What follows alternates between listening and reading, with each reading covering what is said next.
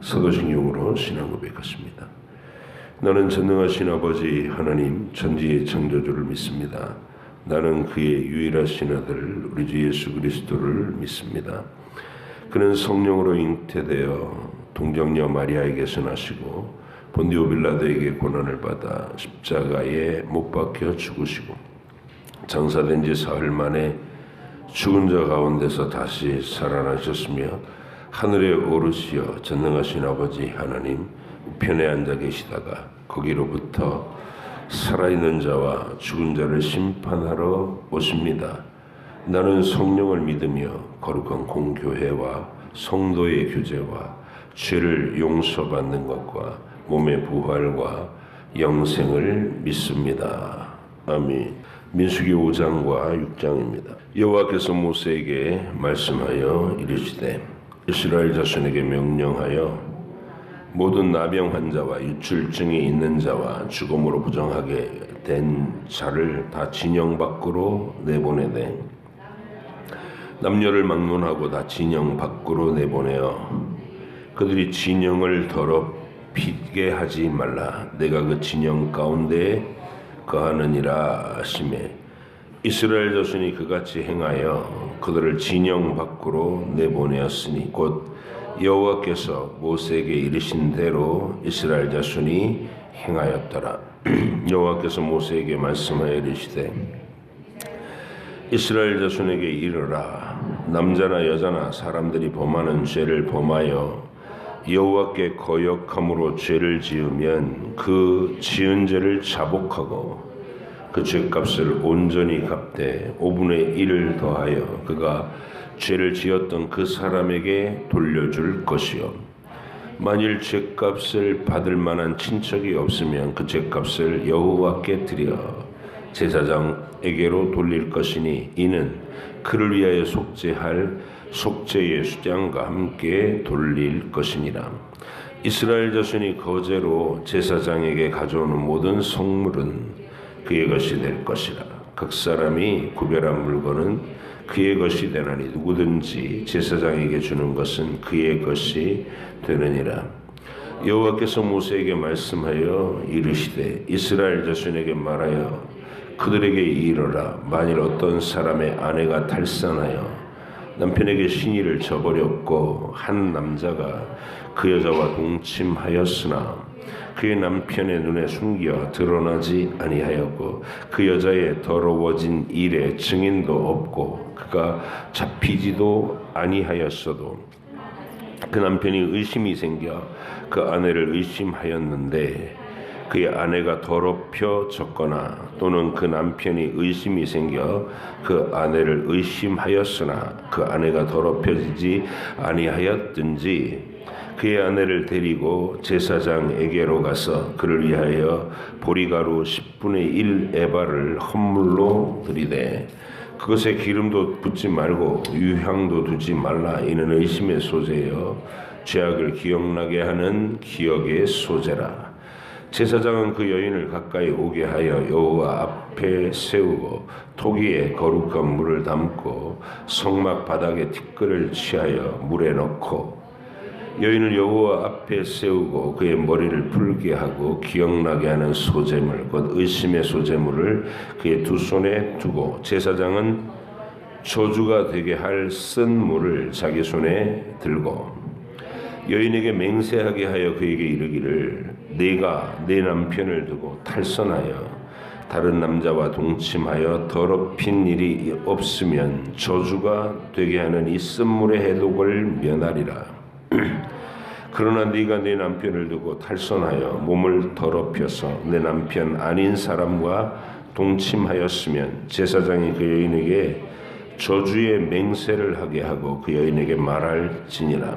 여호와께서 내 넓적다리가 마르고 내 뼈가 부어서 네가 내 백성 중에 저주거리 맹세거리가 되게 하실지라. 이 저주가 되게 하는 이 물이 내 창자에 들어가서 내 배를 붓게 하고 내 넓적다리를 마르게 하리라 할 것이요 여인은 아멘 아멘 할지니라. 제사장이 저주의 말을 두루마리에 써서 그 글자를 그 쓴 물에 빨아 넣고 여인에게 그 저주가 되게 하는 쓴물을 마시게 할지니 그 저주가 되게 하는 물이 그의 속에 들어가서 쓰리라. 제사장이 먼저 그 여인의 손에서 의심의 소재물을 취하여 그 소재물을 여호와 앞에 흔들고 제단으로 가지고 가서 제사장은 그 소재물 중에서 한 움큼을 취하여 그 여자에게 기억나게 하는 소재물로 제단 위에 불사르고 그 후에 여인에게 그 물을 마시게 할지라. 그 물을 마시게 한 후에 만일 여인이 몸을 더럽혀서 그 남편에게 범죄하였으면 그 저주가 되게 하는 물이 그의 속에 들어가서 쓰게 되어 그의 배가 부으며 그의 넓적다리가 마르리니 그 여인이 그 백성 중에서 저주거리가 될 것이니라. 그러나 여인이 더럽힌 일이 없고 정결하면 해를 받지 않고 임신하리라. 이는 의심의 법이니 아내가 그의 남편을 두고 탈선하여 더럽힌 때나 또는 그 남편이 의심이 생겨서 자기의 아내를 의심할 때에 여인을 여호와 앞에 두고 제사장이 이 법대로 행할 것이라. 남편은 무죄할 것이요 여인은 죄가 있으면 당하리라. 여호와께서 모세에게 말씀하여 이르시되 이스라엘 자손에게 전하여 그들에게 이르라. 남자나 여자가 특별한 서원 곧 나실일의 서원을 하고 자기 몸을 구별하여 여호와께 드리려고 하면 포도주와 독주를 멀리하며 포도주로 된 초나 독주로 된 초를 마시지 말며 포도즙도 마시지 말며 생포도나 건포도도 먹지 말지니 자기 몸을 구별하는 모든 날 동안에는 포도나무 솟아는 씨나 껍질이라도 먹지 말지며 그 서원을 하고 구별하는 모든 날 동안은 삭도를 절대로 그의 머리에 대지 말 것이라. 자기 몸을 구별하여 여호와께 드리는 날이 차기까지 그는 거룩한즉 그의 머리털을 길게 자라게 할 것이며 자기 몸을 구별하여 여호와께 드리는 모든 날 동안은 시체를 가까이 하지 말 것이요 그의 부모 형제 자매가 죽은 때라도 그로 말미암아 몸을 더럽히지 말 것이니 이는 자기의 몸을 구별하여 하나님께 드리는 표가 그의 머리에 있음이라. 자기의 몸을 구별하는 모든 날 동안 그는 여호와께 거룩한 자니라. 누가 갑자기 그 곁에서 죽어서 스스로 구별한 자의 머리를 더럽히면 그의 몸을 정결하게 하는 날에 머리를 밀 것이니 곧 일곱째 날에 밀 것이며 여덟째 날에 산비둘기 2마리나 집비둘기 새끼 2마리를 가지고 회막문에 와서 제사장에게 줄 것이요 제사장은 그 하나를 속죄 제물로 하나를 번제물로 드려서 그의 시체로 말미암아 얻은 죄를 속하고 또 그는 그날에 그의 머리를 성결하게 할 것이며 자기 몸을 구별하여 여호와께 드린 날을 새로 정하고 1년 된 수양을 가져다가 속건제물로 드릴지니라. 자기 몸을 구별한 때에 그의 몸을 더럽혔은즉 지나간 기간은 무효니라. 나실인의 법은 이러하니라. 자기의 몸을 구별한 날이 차면 그 사람은 회막 문으로 데리고 갈 것이요 그는 여호와께 헌물을 드리되 번제물로 1년 된 흠없는 숫양 1마리와 속죄 제물로 1년 된 흠없는 어린 암양 1마리와 화목 제물로 흠없는 숫양 1마리와 무교병 한강들이여 고운 가루에 기름 섞은 과자들과 기름 바른 무교 전병들과 그 소제물과 전제물을 드릴 것이요 제사장은 그것들을 여호와 앞에 가져다가 속죄제와 번제를 드리고 화목제물로 수장의 무교병 한 강주리를 아울러 여호와께 드리고 그 소제와 전제를 드릴 것이요 자기의 몸을 구별한 나실이는 회막문에서 자기의 머리털을 밀고 그것을 화목제물 밑에 있는 불에 둘지며 자기 몸을 구별한 나실이니 그의 머리털을 민 후에 제사장이 삶은 수장의 어깨와 강주리 가운데 무교병 하나와 무교전병 하나를 취하여 나실인의 두 손에 두고 여호와 앞에 요제로 흔들 것이며 그것과 흔든 가슴과 받들어 올린 넓적다리는 성물이라. 다 제사장에게 돌릴 것이니라. 그 후에는 나실인이 포도주를 마실 수 있느니라. 이는 곧 소원한 나실인이 자기의 몸을 구별한 일로 말미암아 여호와께 헌물을 드림과 행할 법이며 이외에도 힘이 미치는 대로 하려니와 그가 소원한 대로 자기의 몸을 구별하는 법을 따라 할 것이니라. 여호와께서 모세에게 말씀하여 이르시되 아론과 그의 아들들에게 말하여 이르기를 너희는 이스라엘 자손을 위하여 이렇게 축복하여 이르되 여호와는 내게 복을 주시고 너를 지키시기를 원하며 여호와는 그의 얼굴을 내게 비추사 은혜 베푸시기를 원하며 여호와는 그 얼굴을 내게로 향하여 드사 평강 주시기를 원하노라 할지니라 하라. 그들은 이같이 내 이름으로 이스라엘 자손에게 축복할지니 내가 그들에게 복을 주리라. 아멘. 기도하겠습니다. 하나님 아버지 감사합니다. 오늘도 하나님께서 함께 임재하여서 하셔서 앞서서 인도해 가시는 이스라엘의 행렬을 이제 정비하심에 있어서 거룩한 행진이 되도록 그들 속에 있는 부정과 또 가정이 와해되는 죄의 갈등과 의심과 불안과 폭력과 이런 모든 것들이 하나님의 거룩한 행렬, 하나님의 거룩한 회중 가운데서 소멸되어 가도록 조치하시는 규례를 봅니다.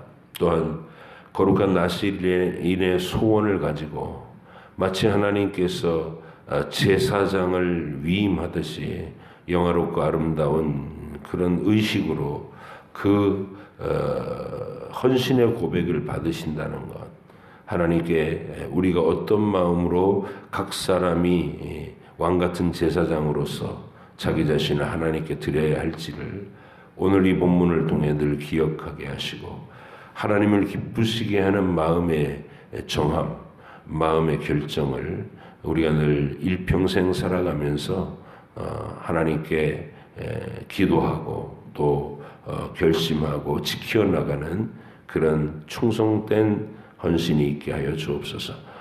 오늘 거룩한 주일 이 새벽에 읽은 말씀을 마음속에 잘 정리하고 또 하나님께 목소리를 발하여 거룩한 주일을 위해서 간절히 기도할 수 있도록 이 시간에 성령께서 우리 마음을 감화하여 주시옵소서. 감사드리며 예수님의 이름으로 기도합니다. 아멘.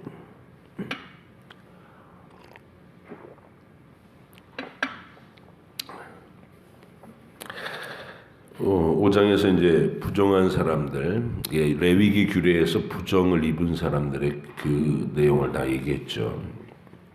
부정한 음식을 먹었거나 부정한 것에 접촉을 했거나 곤충의 사체, 동물의 사체, 사람의 시체에 접촉을 했거나 전부 부정합니다. 또 몸의 피부에 문둥병, 악성 그 피부병이 발하였거나 또는 몸에서 유출되는 모든 것이 다 부정하는 건데 그 부정함을 입은 채로는 하나님의 진영에 머무르지 마라. 진영 밖으로 나가서 근신 기간을 겪고 격리 기간을 통해서 부정을 해결한 후에 하나님께로 들어와라. 겁니다. 신앙생활이라는 것이 하나님이 유월절 어린 양 피로 표현해 주신 구원이라는 것이 하나님의 은혜로 값없이 주신 구원이라는 거예요. 내가 한 일은 전혀 없는데 심판받을 죄인이 언약을 믿고 어린 양의 피를 대문에 발라놓고 집안에 다 숨어 있었던 것 외에는 없어요. 그래서 그 안에 어린 양의 피를 대문에 발라놓은 그 집 안에 들어와만 있으면 그가 누구든지 어떻게 살았든지 어떤 짓을 했든지 심판의 천사가 지나가 주는 것이죠. 간과하신다 이런 말입니다. 그래서 이제 여기서 자칫 어떤 태도가 나올 수 있냐면 인간의 죄성이라는 것이 야 이거 되게 편리한 걸 피만 발라놓으면 되네. 그리고 하나님이 정하신, 하나님이 기대하시는 반응이 아니라 그 표면적인 의식만 행해놓고 속에서 뻔뻔하게 살아가는 사람들이 있을 수 있다는 것이죠. 이렇게 심판을 면제해 주니까 우리는 뭐 죄를 저질러도 상관이 없어 이러면서 이제 막 가는, 이게 초대교회에도 그런 태도가 있었고요. 사도 바울이 로마서에서 그런 그 예측되는 질문을 이렇게 답변을 하는 내용이 로마서 서두에 나오잖아요. 실제로 그런 말을 하는 사람이 있었고, 그런 태도가 만연됐기 때문에 야고보가, 예수님 동생 야고보가 믿음으로만 구원받는 게 아니라, 거기서 믿음으로만 구원받는 게 아니고 행위로 그 믿음이 증명되어야 된다, 이렇게 얘기하는 겁니다. 그래서 오직 믿음으로라고 사도 바울이 가르칠 때는 인간의 어떤 도덕적인 노력을 가지고 그걸로 하나님 앞에 의롭다 인정받을 수 없다. 마음속까지 정결해지는 방법은 너희 속에서 나올 수 없다. 이걸 강조하기 위한 오직 믿음으로 구원받는다, 이 얘기를 한 거예요, 바울이. 그러나 그 오직 믿음으로라는 말이 그럼 입으로만 믿습니다 하고 떠들면 오직 믿음으로냐, 이게. 믿음으로라는 말은 내 죄에 대한 철저한 자각과 하나님의 심판에 대한 진실한 두려움과 그리고 간절한 마음으로 엎드려 긍휼과 용서를 간청하는 진짜 애통하는 마음이 있어야 되는 거예요. 이게 빠진 채로 예수 믿습니다, 나도 예수님이 십자가에 나를 위해서 돌아가신 것을 믿습니다 이런다고 그 죄가 또는 구원이 이루어지는 게 아니다. 이거를 강조하는 말이 야고보의 편지였고, 초대교회 때부터 있었던 그런 이단이 어김없이 교회가 부흥하는 곳에는 항상 나타난다는 거예요. 복음의 은혜로움이 선포되는 곳에 언제나 그걸 이제 신학 용어로는 율법 폐기론이라 그럽니다. 예수님의 피만 믿으면 뭐 이제 우리가 어떻게 살든지 상관이 없다 그러면서 죄의 방탕함을 빌미로 삼는 자들이 꼭 있다. 율법 폐기론이 꼭 있다. 우리나라에는 그런 사람들을 구원파란다. 그걸 대놓고 추구하는 사람들. 아예 신학으로 그렇게 예수님의 십자가 은혜만 그냥 막 강조해가지고 들어보면 굉장히 은혜로워요. 구원론에 대해서는. 그런데 그 이후가 없어요. 성화에 대한 노력, 자기 죄를 깨닫고 죄를 아파하고 죄를 자백하고 몸부림쳐서 극복하려고 노력하고 속죄제와 속건제의 부분이 다 빠진다는 거예요. 화목제만. 그래서 균형 잡힌 이 신앙의 내용. 그래서 우리가 하나님이 번제, 소제, 속죄제, 화목제, 속건제, 이게 5대 제사를 주신 이유가 뭐냐면, 번제는 전적인 헌신을, 소제는 일상의 모든 내게 건강 주시고 이렇게 기회 주시고 또 삶의 노력의 열매를 주시고 이럴 때마다 모든 감사의 내용을 표현하는 게 소제예요. 하나님이 주신 성과물을 가지고 와서. 그리고 화목제는 말 그대로 어린 양의 피로 우리 죄 씻음을 받은 사람들이 함께 하나님 앞에서 모여서 이웃과도 함께 먹고 마시는 이 회복된 질서를 감사하는 게 화목제고, 속죄제, 속건제, 철저하게 죄에 대해서 생각날 때마다 양심의 가책을 성령께서 내 안에서 양심의 가책을 만들어내실 때마다 자백하고 엎드려 그것을 씻고 또 다시 그 죄를 극복하기 위해서 계속적인 노력을 하고, 속건제는 그 똑같은 속죄를 하는 데 있어서 하나님께만 고백하고 끝날 일이 아니라 사람에게 상처를 줬거나 사람에게 손해를 끼쳤으면 가서 사과하고 위로금까지 주고 그 마음을 어루만지라는 거예요. 손해배상을 하고. 이 5대 제사만 가만히 읽어봐도 우리가 하나님께 구원받은 신자들이 신앙생활은 이렇게 해야 되는 거구나. 딱 나오는 게 답이.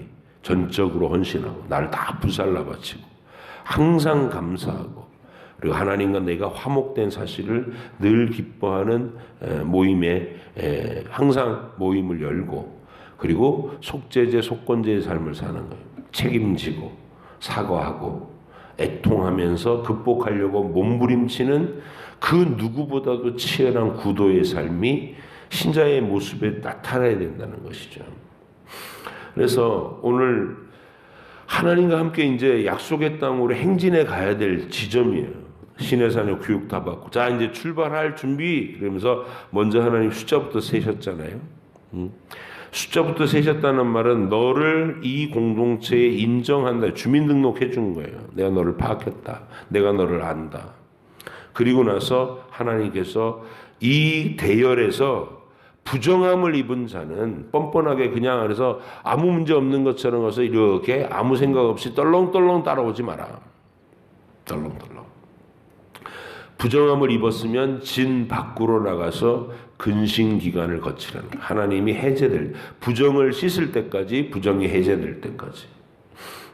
그게 이제 우리가 신앙생활의 성화의 노력인 겁니다. 이게 하나님 앞에서 진실한 죄에 대한 애통함이 있고 자백이 있고 해결하려고 하는 노력이 있는 그 구도의 삶, 여러분과 저의 일평생의 신앙의 태도가 되기를 원합니다. 진영 밖에 머물러 근신 기간을 가지고 들어와라.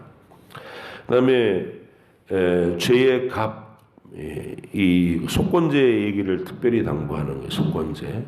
서로에게 상처를 입었으면 배상하고 5분의 1의 위로금까지 던져서 그 사람에게 마음의 상처를 어루만지는 삶을. 그래서 공동체가 와해되지 않도록 서로 뭔가 상처를 주고 난 다음에 자기가 상처 준 것도 모르는 그런 상태로 지나지 말라는 거예요.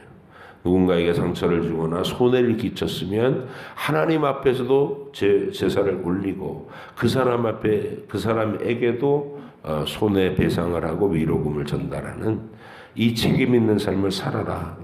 그게 5절부터 10절까지이고요. 그 다음에 5장 11절부터 31절까지는 긴 지면을 할애하는데 이 의심의 소재라는 아주 특별한 법을 주님이 규례를 명합니다. 이게 가만히 읽어보면 이게 취지는 이런 거예요. 어떤 저 행실이 나쁜 아내가 있어서 남편 몰래 바람을 피웠다는 거예요. 근데 증거도 없고 증인도 없어요. 아무도 본 사람도 없고. 근데 남편은 뭔가 낌새가 느껴지고 자꾸 의심이 되는 거예요. 그러면 이제 그럴 때 이 세상에 남자들이 주로 하는 건 뭐냐면 우린 그걸 의처증이라고 그러죠. 의처증, 의심병이라고 그러고 남자든 여자든 이 의심병에 걸리면 가정이 참 고통스럽죠. 아이들에게도 늘 고통스럽고 막 서로 간에 막 두들겨 패고 악다구니를 쓰고 사네 못 사네 그러고 너 어디 갔다 왔어 막 이러고 그게 보통 고통스러운 게 아니에요. 가정이 와해되는 고통스러운 내용이 바로 이 의심병이라는 거예요. 하나님께서 그럴 경우에 아내를 의심하고 막 화만 내고 있지 말고 제사장 앞에 나오라는 거예요. 이스라엘의 가정들마다 그런 불화의 조짐이 있으면 그걸 가지고 니들끼리 싸우지 말고 하나님 앞에 나와라. 이게 취지입니다. 하나님 앞에 나와서 제사장은 이제 의식을 행하라는 거예요. 그 의심의 소재, 그 갖고 온 소재를 불태워가지고 그거를 이렇게 잿물을 받아내고 그리고 거기다가 저주의 맹세를 하는 그 먹으로 쓴 저주의 맹세 그거를 그 물에다 또 빨아서 넣으라는 거예요. 의식 자체가 굉장히 실제로 공포를 느끼게 하는 그런 요소가 있죠. 그리고 그 물을 의심받는 여자가 마시라는 거예요. 의심하는 남편 씩씩거리면서 같이 왔을 거 아니에요. 그러면 남편이 지켜보는 가운데서 저주의 맹세를 하고 내가 그런 일이 있으면 하나님께 벌을 받겠다. 저주를 받겠다. 이 맹세를 하고 남편이 보는 앞에서 제사장 보는 앞에서 그 물을 마시라는 거예요. 그럼 판결은 누구에게로 넘어가요? 남편이 몬둥이 들고 너 바른 대로 말해 막 팼어. 그런다고 속이 후련해지는 것도 아니고 의심 상태가 해결되는 것도 아니에요. 그래서 그 모든 병적인 집착들 아니면 실제로 어떤 상처받아서 분노에 사로잡혀 있든지 아니면 의심병이 있는 것인지 어쨌든 하나님 앞에 가지고 와가지고 제사장과 본인 앞에서 맹세의 쓴물을 마시라는 거야. 그 다음은 하나님이 처리하시겠다. 그래서 실제로 그런 악한 짓을 저질렀으면 하나님의 저주의 어떤 징벌이 그 여자에게 임할 것이고 또 그런 일을 한 일이 없이 괜히 남편이 의심이 나가지고 그렇게 한 것이면 하나님이 여자를 편들어서 그의 건강한 모습을 해함받지 않고 그리고 잉태하는 축복을 내릴 것이다. 이렇게 하나님이 설정하신 규례입니다. 너무 지혜로운 규례인 거예요. 여러분, 이 가정폭력이 대부분 이런 데서 이제 오는데 이 가정폭력을 국가제도가 보호해주기가 어렵습니다. 경찰도 개입하기가 어렵고 법으로 촘촘하게 거기에 대해서 처벌도 하고 그러지만 궁극적으로는 이런 갈등 관계가 조장되면 이 가정들이 와해되고 서로 관계성에서 증오와 미움과 폭력이 난무하게 되는 거거든요. 그거를 하나님 앞에 가지고 나와서 근원부터 치유받게 하시는 방법인 거예요. 그렇죠? 우리 하나님이 얼마나 지혜로우시고 또 은혜로운 어떤 그런 규례를 두셨나요? 묵상해 보시면서 이걸 이제 우리한테 적용을 할 때 어떤 적용을 해요? 일단 여러분이 이 정황에 대해서 성경에 써 있는 하나님이 이런 가정의 아름다움을, 가정의 신뢰를, 각 개인의 인권을 존중하시기 위해서 세워놓으신 이 지혜로운 통찰을 일단 여러분이 감탄하셔야 되고 그리고 가만히 한번 묵상해 보세요. 여기에 많은 경우의 수가 있어요. 진짜 범죄한 여자일 경우에 한번 보십시다. 남편이 결정적으로 들키지는 않았지만 남편이 자꾸 낌새를 보고 자기를 괴롭히면 일단 마음이 부담이 되겠죠. 그 다음에 그러면 우리 제사장에게 가자, 하나님 앞에 나가자 남편이 제안을 하면 그때부터 여자가 이게 여러 가지 있을 수 있어요. 마음이 진짜 강박한 여자면 그래 가자 이러면서 뻔뻔하게 나올 수도 있고 또 하나는 살아계신 하나님을 이렇게 모르는 바는 아닌데 연약함으로 끌려간 어떤 죄의 실수라면은 그 마음에 두려움이 있겠죠. 살아계신 하나님의 이 징계와 두려움, 이 법을 아는 사람이라면 그러면 시작부터 막 이렇게 짓눌려 있을 거예요. 그러면 또 그렇게 진짜 범죄를 했는데 하나님께 나가자 그러면 두 가지 양상으로 나타날 수 있죠. 가기 전에 먼저 자백이 나오는 거예요. 내가 잘못했습니다. 내가 이런 짓을 했습니다. 자백이 나올 수 있거나 아니면 하나님 앞에 가서 끝까지 마음속으로 하나님 긍휼과 용서를 이러면서 엎드려 있을 수도 있고 이 모든 다양한 뻔뻔한 여자 아니면 자백하는 여자 아직 자백은 못하고 그리고 긍휼을 요청하며 부들부들 떨고 있는 여자 많은 경우가 있을 수 있어요. 하나님이 어떤 판결을 하실까? 저주의 맹세의 물을 마셨다고 해서 다 그냥 바로 썩어 문드러질까? 저는 그렇게는 보지는 않습니다. 하나님께서 우리 하나님은 완전하신 재판관이시고 그 삶의 모든 정황에 대한 또 수많은 상황이 있을 수 있을 거 아니에요. 그렇게 빠져들어간 과정, 마음의 동기, 완악함으로 막 아주 정말 하나님과 인간 앞에서 못돼 먹은 파렴치함으로 이렇게 했는지, 아니면은 그 속에 어떤 또 하나님이 긍휼히 여길 수밖에 없는 사연이 있는지, 다말처럼 말이죠. 다말.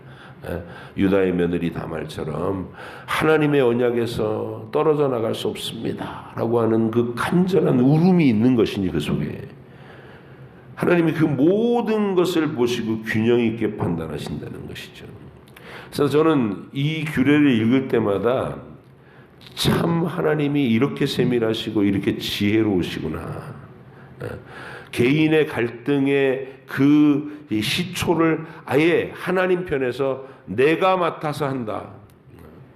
너 마누라 의심한다고 두들겨 패고 분노하고 막 애들까지 괴롭히는 그런 짓 하지 마라, 그 말이에요. 네가 심판관 돼 갖고 그런 짓 하지 마라. 내가 판결하고 내가 처리한다. 내 앞에 나와서 내 판결을 받아라.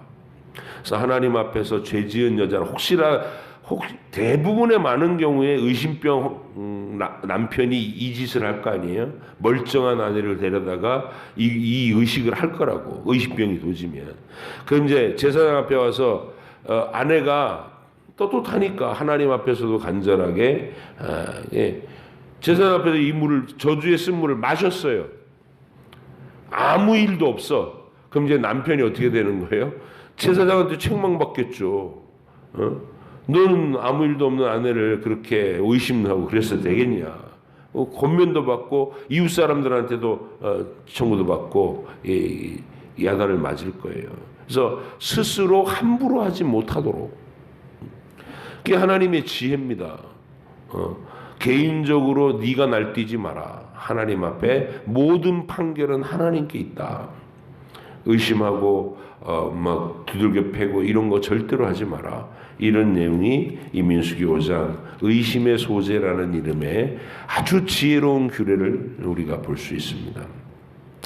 여러분의 마음이 항상 하나님의 이런 지혜로우심에 이렇게 감격하고 또 그런 지혜를 가슴에 담아두면 이런 지혜와 우리가 어떤 태도로 하나님 앞에 살아야 되겠는가가 이 법에서 적용점이 나오는 겁니다. 함부로 내가 승질내가지고 문제를 해결하려고 하는 것보다 하나님께 맡기는 것이 지혜로운 거구나. 나는 내려놓고 용서하고 기다리고 하나님이 판결하셔서 악한 자에게는 벌 주시고 선한 자에게는 억울함을 풀 수 있는 하나님의 편들어 주심이 있기를 기도하는 겸손한 사람, 그게 우리의 모습이 되기를 간절히 바랍니다. 6장은 나실인의 법입니다. 읽으시면서 보셨겠지만 마치 제사장 위임하는 듯한 모습의 영광스러움이 있어요. 이런 겁니다. 레위인도 아니고 제사장도 아니에요. 일반 평민이에요. 남녀노소, 말 그대로 남녀노소예요. 누구든지 살아계신 하나님 앞에서 그 하나님께 대한 사랑과 그 믿음과 충성심이 뜨거워졌어요.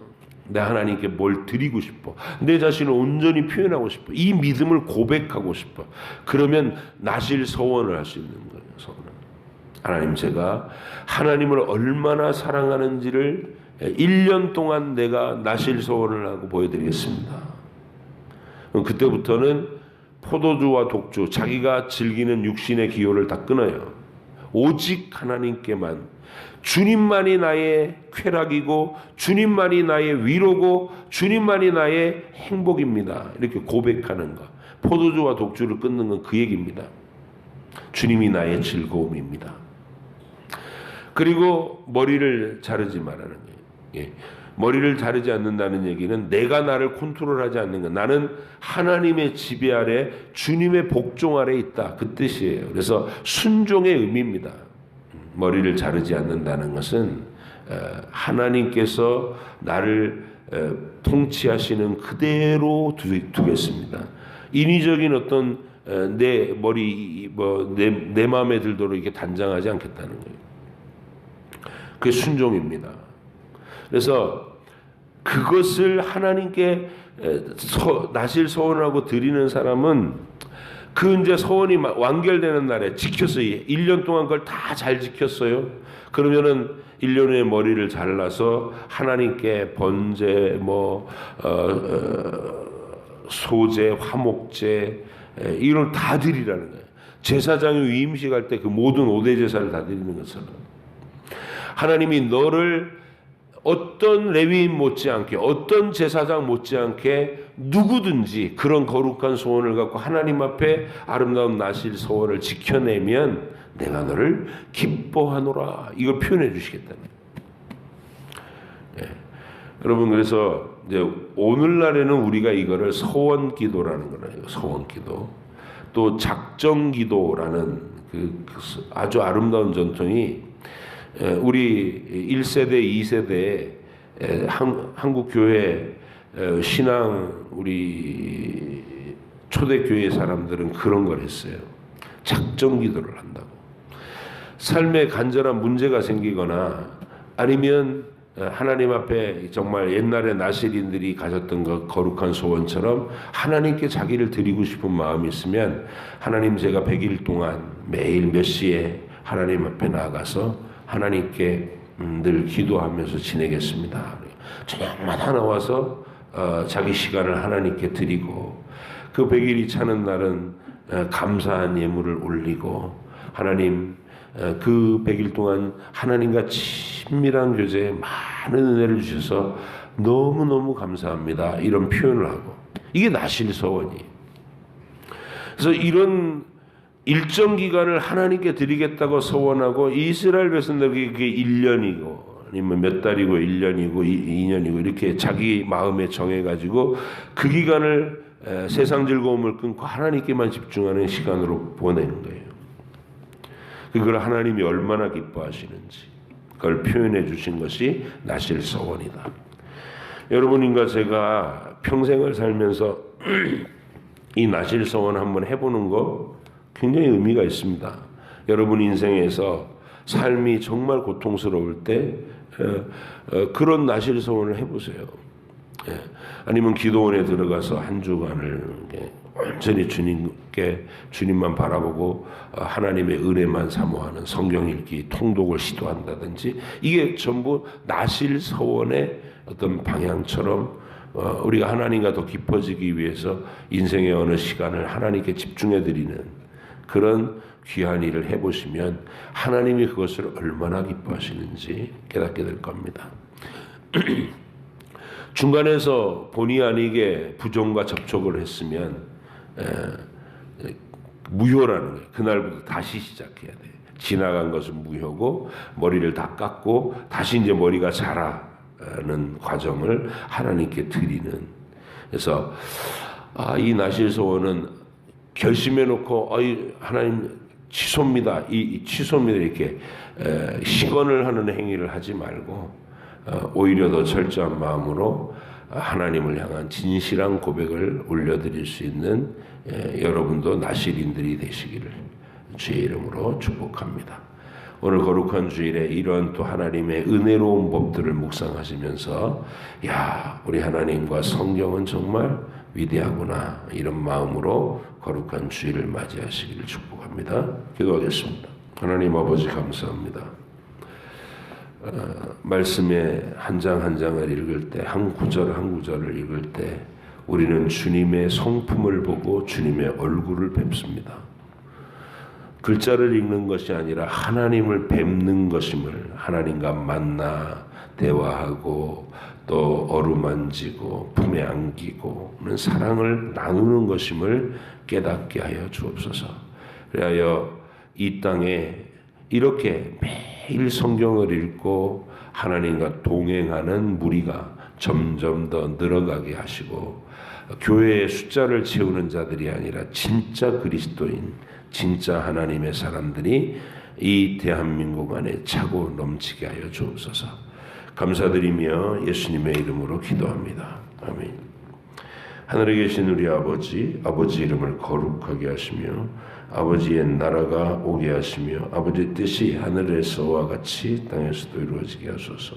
오늘 우리에게 일용할 양식을 주시고 우리가 우리에게 잘못한 사람을 용서하여 준 것 같이 우리 죄를 용서하여 주시고 우리를 시험에 빠지지 않게 하시고 악에서 구하소서. 나라와 권능과 영광이 영원히 아버지의 것입니다. 아멘.